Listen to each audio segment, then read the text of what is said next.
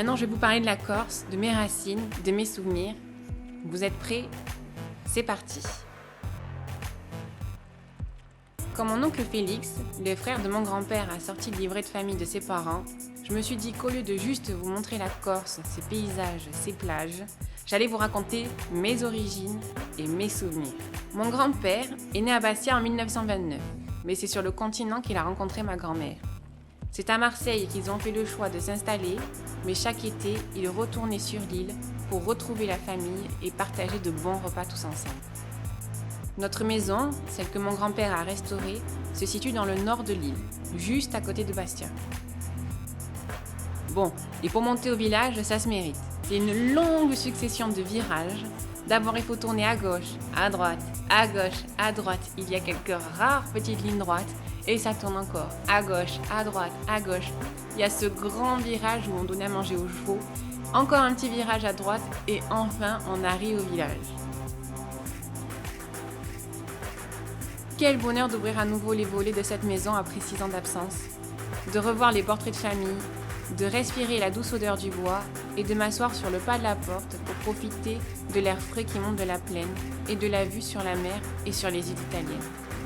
Me souvenir du copain qui s'est cassé le poignet en sautant des marches et de mes grands-parents discutant avec ceux qui sont ma famille de sang ou de cœur. Me souvenir du chant du coucou et que chaque soir on se chamaillait pour pouvoir le remonter. La maison a 3 niveaux et là aussi, ça se mérite. Au milieu, la cuisine. Sous les toits, la chambre de mes grands-parents. Et enfin, tout en bas, la salle de bain et la chambre que je partageais avec ma sœur chaque été. Je me souviens d'ailleurs avoir descendu les escaliers du haut sur les fesses et avoir fait très grosse frayeur à ma grand-mère.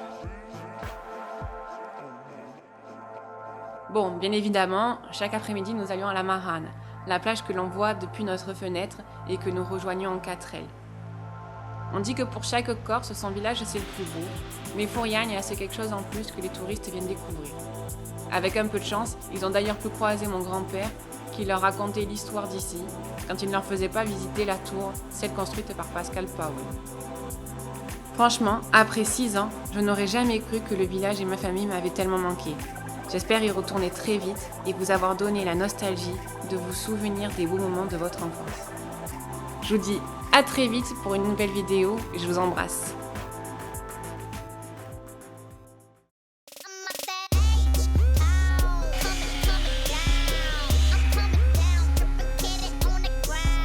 Bonjour tout le monde, alors je suis très contente de vous retrouver. Donc aujourd'hui, c'est une vidéo un peu spéciale parce que ça n'a rien à voir